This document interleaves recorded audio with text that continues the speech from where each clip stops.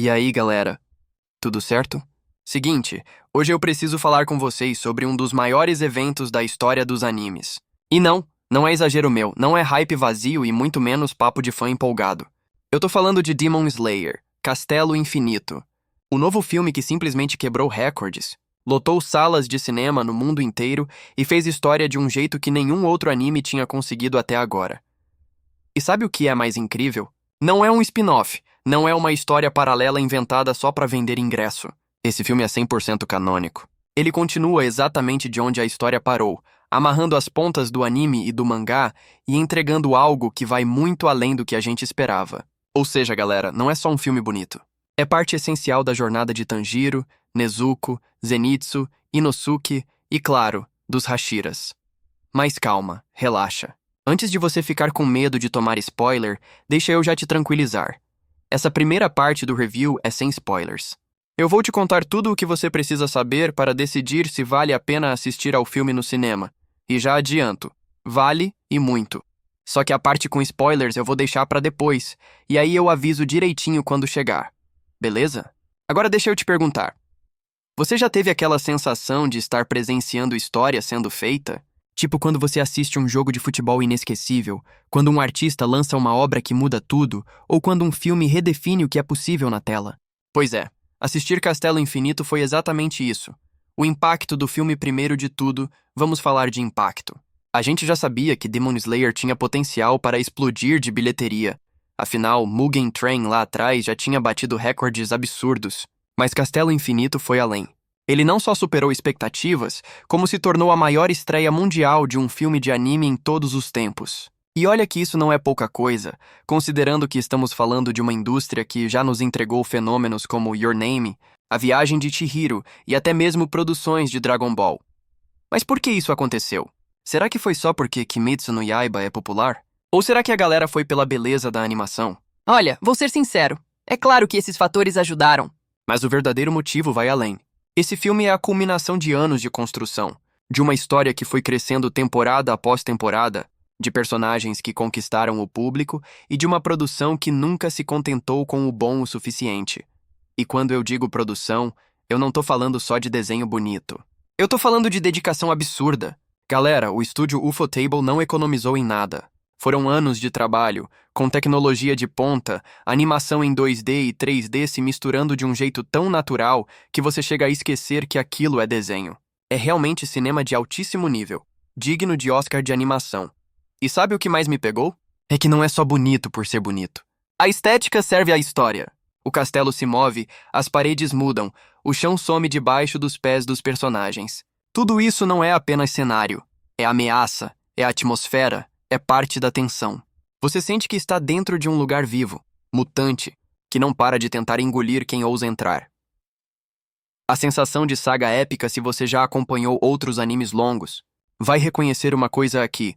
Aquele momento clássico em que os heróis invadem o território do inimigo. É como o resgate do Sasuke em Naruto, a invasão da Soul Society em Bleach ou as sagas de infiltração em One Piece. Sempre que esse tipo de arco aparece, é sinal de que a história entrou em um dos seus pontos mais intensos. E é exatamente isso que temos em Castelo Infinito.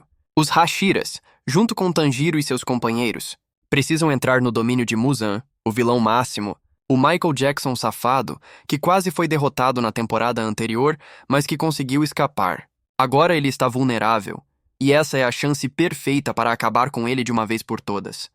Só que, claro, nada é tão simples. Dentro do castelo, além do próprio Muzan, ainda estão os Luas Superiores, os demônios mais poderosos depois do chefe.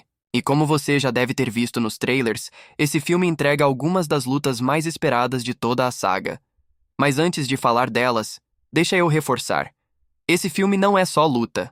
Ele tem ação, sim, muita ação, mas também tem drama, emoção e até momentos de calma, que dão tempo para a história respirar. Esse equilíbrio é uma das maiores qualidades de Castelo Infinito.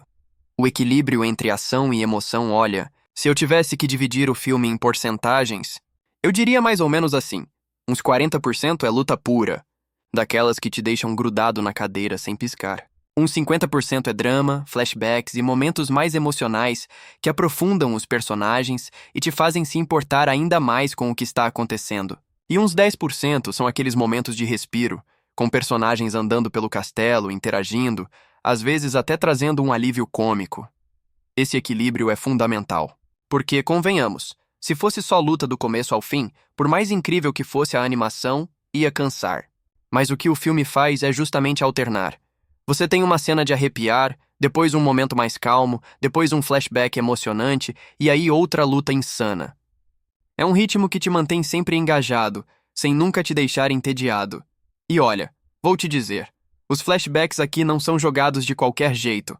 Eles são usados para dar contexto às lutas, para mostrar o que motiva cada personagem, para aprofundar vilões que, até então, pareciam apenas monstros cruéis. Isso dá uma camada extra à narrativa, que faz você não só assistir, mas realmente sentir a história.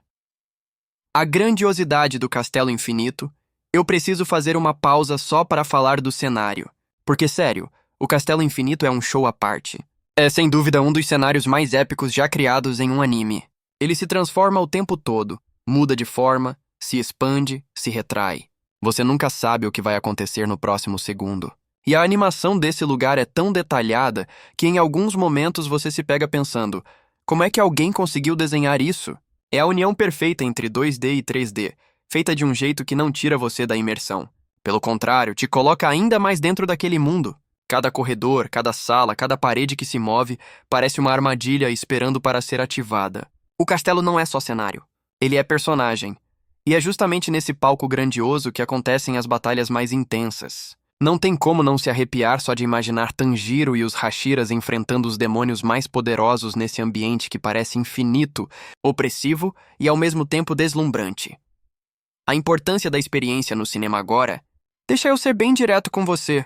Assistir esse filme em casa, online, é legal, claro que é, mas assistir no cinema é outra coisa. É outra experiência. A tela gigante, o som estourando, a reação coletiva da galera vibrando junto, é simplesmente inesquecível. Eu arrisco dizer que é o tipo de filme que você precisa ver no cinema pelo menos uma vez na vida. E tem mais. A dublagem brasileira merece um elogio especial. Sério. Mesmo para quem não é muito fã de ver anime dublado, aqui a qualidade é absurda. A adaptação ficou tão natural que você esquece que está assistindo a uma versão dublada. Parece que o filme foi feito daquele jeito desde o início. É outro show à parte. Vale a pena assistir? Então, deixa eu responder logo a pergunta que não quer calar. Vale a pena assistir Demon Slayer? Castelo Infinito? A resposta é simples. Sim, vale, e muito. Esse filme é um espetáculo visual, uma montanha-russa de emoções e uma parte essencial da história de Kimetsu no Yaiba. Se você já é fã do anime, não precisa nem pensar duas vezes. Vai e assiste, porque você vai sair do cinema arrepiado da cabeça aos pés. Se você nunca viu Demon Slayer ou não está em dia com a história, ainda assim pode valer a experiência, porque é tão grandioso e tão bem feito que impressiona qualquer um. Mas agora é o seguinte, daqui para frente eu vou entrar na parte com spoilers. Vou falar das lutas, dos personagens, dos flashbacks e de tudo o que torna Castelo Infinito uma experiência única. Então, se você ainda não viu o filme e não quer estragar as surpresas, esse é o momento de dar uma pausa. Porque a partir daqui, galera, o papo fica sério. Alerta de spoilers. A partir de agora, eu vou falar abertamente sobre o que acontece em Castelo Infinito. Então, se você ainda não viu o filme e quer ter a experiência completa no cinema, pausa por aqui, vai assistir e depois volta para esse vídeo. Combinado? Beleza. Agora, para quem ficou, segura firme, porque daqui para frente a gente mergulha fundo na batalha mais grandiosa que Kimetsu no Yaiba já nos entregou. O confronto de Shinobu e Doma. Vamos começar com uma das lutas mais inesperadas. Shinobu contra Doma, o Lua Superior 2. A Hashira dos insetos não é exatamente a mais forte fisicamente, diferente dos outros pilares. Ela não tem a força necessária para decapitar um demônio. Só que ela compensa essa limitação com inteligência, estratégia e, claro, suas técnicas baseadas em veneno. E aqui, galera, é onde o filme mostra como até mesmo personagens que parecem frágeis podem brilhar. A luta dela contra Doma é um espetáculo de tensão, justamente porque você sabe que a desvantagem dela é enorme.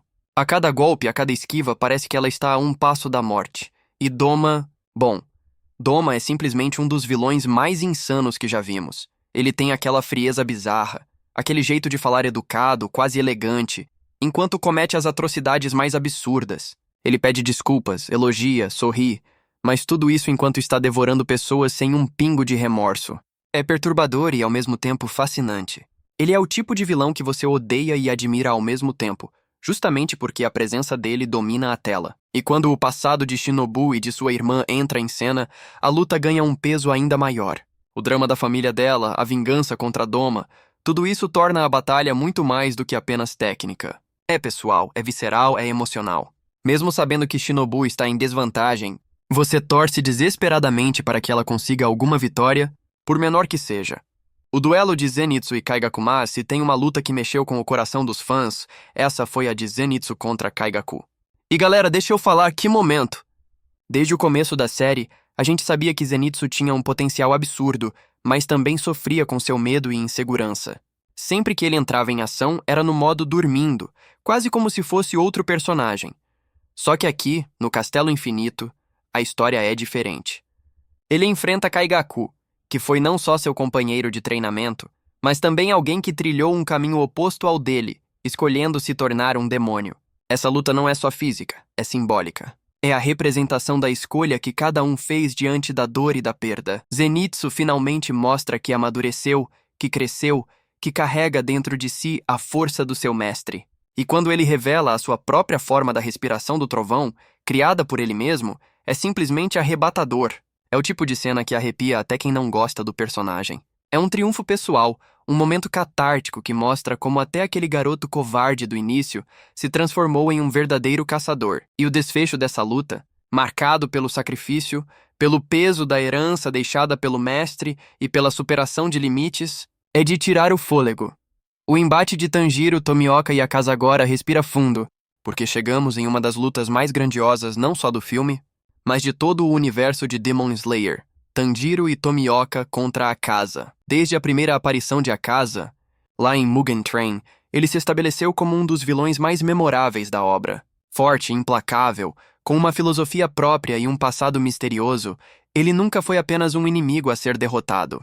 Ele sempre carregou consigo uma aura de tragédia, como se fosse um herói que tivesse tomado o caminho errado. E aqui, no Castelo Infinito, esse potencial é explorado ao máximo. A luta contra ele é brutal, intensa, cheia de reviravoltas. A cada movimento você sente o peso do confronto.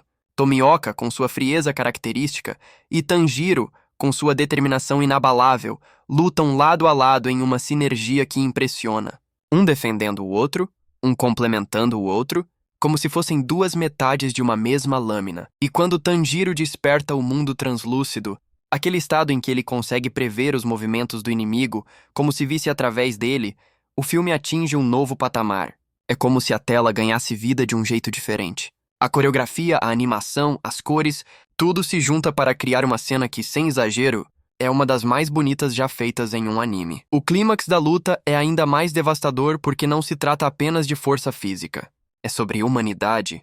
Quando Akaza é derrotado e, em vez de simplesmente morrer como um vilão qualquer, ele se lembra de sua vida passada, da dor, das perdas, da tragédia que o levou a se tornar o que é. É impossível não se emocionar.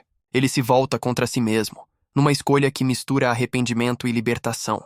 É poesia em forma de luta. O peso dos flashbacks e aqui entra um ponto importante, os flashbacks. Ao longo do filme, a gente é levado a conhecer mais profundamente o passado não só de Akaza, mas também de outros personagens. Vemos o mestre de Zenitsu, entendemos mais sobre Shinobu e sua irmã, mergulhamos em histórias que, em outro contexto, poderiam parecer apenas pausas na ação. Só que em Castelo Infinito, esses flashbacks são parte essencial da narrativa. Eles dão humanidade aos personagens, até mesmo aos vilões. Eles mostram que ninguém ali nasceu monstro, que por trás de cada escolha, de cada queda, existe dor, perda, circunstâncias. Isso faz com que cada luta seja mais do que apenas um espetáculo visual. Elas são dramas humanos, carregados de emoção.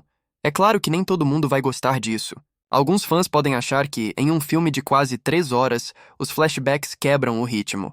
Mas, honestamente, é justamente essa cadência que dá peso ao que acontece. Se fosse só pancadaria, seria vazio. Com os flashbacks, cada golpe ganha significado. A escolha da trilogia de filmes agora, deixa eu abrir um parêntese aqui.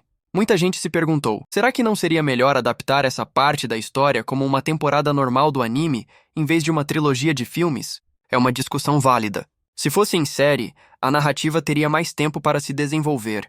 Cada flashback poderia ser explorado com mais calma e o público poderia absorver tudo aos poucos. Por outro lado, o formato de filme trouxe algo que uma série dificilmente teria: a qualidade absurda da animação e o impacto global de um lançamento cinematográfico. No fim das contas, é uma troca. Ganhamos em espetáculo, talvez tenhamos perdido um pouco em desenvolvimento a longo prazo. Mas, pessoalmente, eu acho que foi uma escolha corajosa e que valeu a pena. Castelo Infinito não é só um anime. É um evento cultural. A grandiosidade do clímax tem uma palavra que define esse filme. Essa palavra é grandiosidade. Cada luta é maior do que a anterior. Cada emoção é mais intensa. Cada revelação pesa mais. O Castelo Infinito é o palco perfeito para esse ápice da história, e a Ufotable não mediu esforços para entregar algo que realmente ficasse marcado. É um espetáculo que mexe com todos os sentidos. Visualmente é deslumbrante. Sonoramente, a trilha sonora explode no momento certo, suaviza quando precisa e guia nossas emoções de forma magistral. Narrativamente, é uma jornada que mistura dor, redenção, coragem e humanidade. No fim, Castelo Infinito não é apenas a continuação de uma história. É a confirmação de que Demon Slayer entrou para o hall dos maiores animes de todos os tempos. Conclusão e legado. Agora, depois de tudo isso, só resta dizer: Castelo Infinito é um marco. Ele não é perfeito, claro. Nenhuma obra é. Mas o que ele se propõe a fazer, ele faz com uma maestria rara. Ele entrega lutas que vão ficar gravadas na memória. Personagens que se consolidam no coração dos fãs e uma produção que coloca a barra lá no alto para qualquer outro anime que vier depois. Se você ainda não viu, vá. Se já viu, reveja. Esse é o tipo de obra que não se esgota em uma única experiência. Cada detalhe, cada cena, cada emoção merece ser sentida mais de uma vez. Call to action. Aí, galera, agora eu quero saber de vocês. O que acharam de Demon Slayer, Castelo Infinito? Qual luta mais mexeu com você? Foi a inteligência da Shinobu, a redenção de Akaza ou o triunfo de Zenitsu? Comenta aqui embaixo, porque eu tô muito curioso para saber as opiniões de vocês. Ah, e claro, se você curtiu esse vídeo, não esquece de deixar o like, porque isso ajuda demais o canal a crescer. Se inscreve também e ativa o sininho, porque logo mais eu vou trazer mais conteúdo sobre Kimetsu no Yaiba e outros animes épicos. E falando nisso, já prepara o coração, porque no próximo vídeo a gente vai mergulhar em mais curiosidades e segredos de Demon Slayer que talvez você não tenha percebido. Então não perde. Valeu demais por assistir até aqui, um grande abraço e até a próxima. Fui!